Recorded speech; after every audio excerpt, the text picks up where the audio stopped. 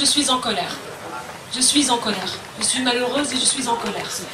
Puis, il y a des gens qui sont en prison pour ce qu'ils disent. Il y a des gens qui sont en prison pour ce qu'ils font. En Tunisie, on est en prison pour ce qu'on est. Il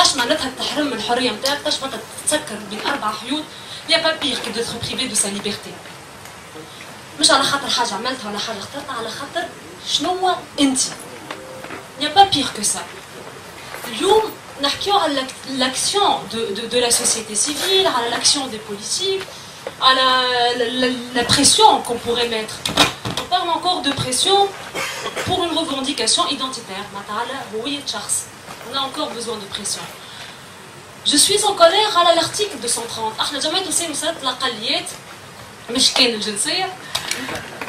On a revendiqué, on a appelé à l'article 230 du code pénal من عام 2011.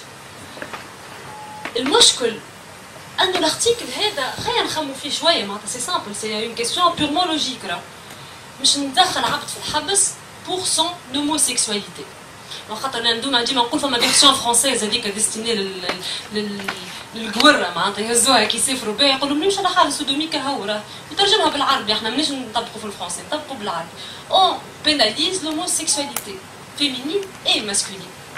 C'est ce qui est condamné en Tunisie. Il y a une identité qui est illégale aujourd'hui en Tunisie. Donc, on se retrouve face à une impasse. Il faut prouver cette homosexualité. Pour prouver cette homosexualité, on a deux options. C'est ce qu'on dit depuis 2011. Et là, tu prends la personne en flagrant délit, si on part du principe que c'est un crime.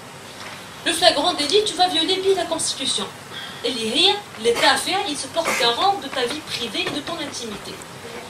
L'autre chose, c'est ce qu'on appelle l'examen anal, qui est considéré comme un acte de torture. Point. Je n'ai pas besoin d'en dire plus. Je n'ai pas besoin d'entrer dans l'éthique médicale, et les bin conscience du médecin. Je n'ai pas besoin de trouver des déontologie et aller à des mesures disciplinaires, et des valeurs humaines qui nous dépassent le colna. المشكل الاخر اليوم سي انه نسمع depuis quelque temps يقولوا ليه ما خاطر واحدين على خاطر سي ان ديسكور اللي لازم يكون populiste. On تعرف les politiques de façon générale ils sont à la merci de la majorité du peuple. Donc un discours populiste. Je n'aime pas cette expression. C'est à croire que le peuple adhère à ce genre de pratique. Qui a décidé qu'il adhérait à ce genre de pratique? Je comprends. Et à chaque fois que je croise une personne dans la rue, je fais l'article 230, mais il faut que je fasse l'article 230. Il ne sait même pas ce qui condamne l'article 230. Et la femme, je connais, pour le mariage pour tous, je ne suis pas aussi optimiste. Donc, le problème aujourd'hui n'est pas là. Le problème, ce sont ces pratiques, le problème, ce sont ces condamnations. Et les raons,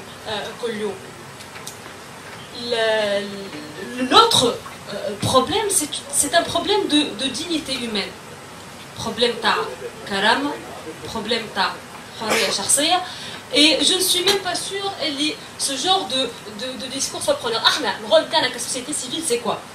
D'un côté, c'est le rôle d'éducation. L'éducation, c'est d'enraciner même chez nos jeunes. L'acceptation de la différence, mais la tolérance.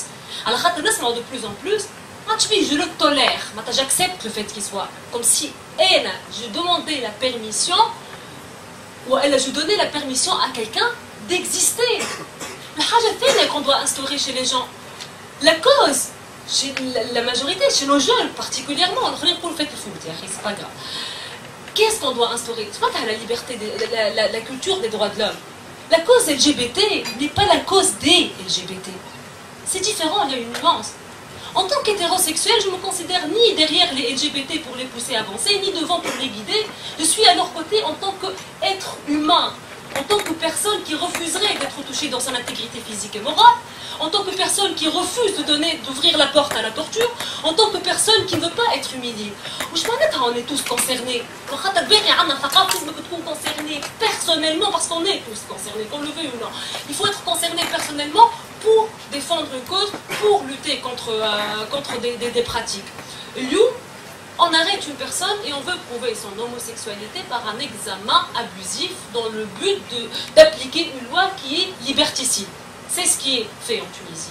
On arrêtera une fille, on verra si elle est vierge ou pas, par un vierge selon le terme anatomique, un grand poids, si elle est anatomiquement vierge, on va dire, pour déterminer si elle a eu un rapport hors mariage, et on arrêtera en conséquence parce que c'est aussi interdit. Ce qui est aussi hilarant dans la justice tunisienne, ou l'injustice, disons tunisienne parce que c'est une injustice, le viol contre l'homme n'est pas reconnu par la loi arabe. Donc l'examen anal, c'est un acte de torture, il condamne la personne si elle est consentante. Quand elle est consentante, il la condamne. Si elle n'est pas consentante, elle ne va pas se défendre.